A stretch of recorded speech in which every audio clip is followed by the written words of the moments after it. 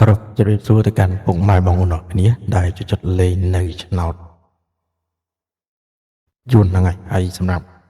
ថ្ងៃនេះផងដែរបងប្អូនយើងវិលត្រឡប់មកជួបពុកម៉ែដល់គ្នាសាជាថ្មីនៅរំលឹកថ្ងៃថ្មីទៀតហើយតែជាស្រ័យពុកម៉ែដល់គ្នាមែនតើ100ថ្ងៃនេះគឺយើងចូលបានតិចគ្រប់មែនតើតែខ្ញុំអត់បង្ហាញបងប្អូនគ្នាសារ100បងប្អូនគ្នាដឹងហើយអាចចូលមើល100ថ្ងៃចាស់បានណាយើងត្រូវតិចតែមែន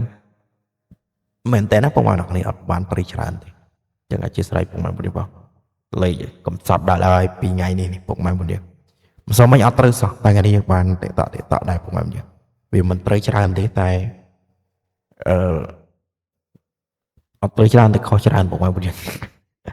ហើយមាននិយាយលេងទេពុកម៉ែទាំងនេះតេតងនឹងតម្រុយគឺដូចខ្ញុំបញ្ជាក់អញ្ចឹងវាមានខុសវាមានត្រូវវាមាន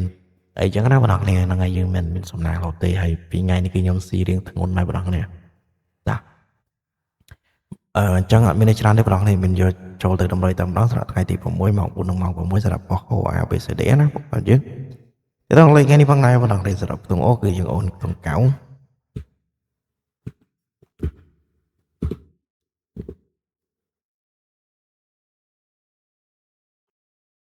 យើងអូកៅ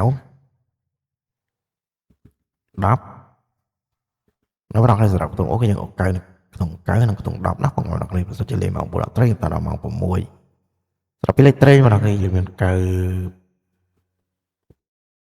6 96 98ឆ្នាំ10បងប្អូនគ្នាមាន13 15ហ្នឹងហើយសម្រាប់10យើងមាន13 15ណាពុកម៉ែពួកយើងហើយសិតជាលេខម៉ោង4អត់ត្រូវពុកម៉ែបងប្អូនត្រូវបន្តដល់ម៉ោង6ដូចគ្នា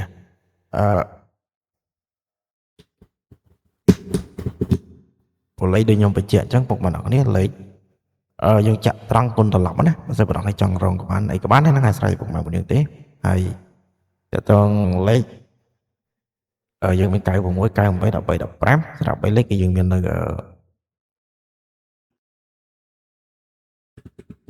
15ណាពុកម៉ែបងយើងហ្នឹងហើយយើងតើតងនឹងតម្រុយថ្ងៃថ្មីគឺមានតែប៉ុណ្្នឹងទេអត់មានជិតពុកម៉ែបងប្អូនដល់គ្នា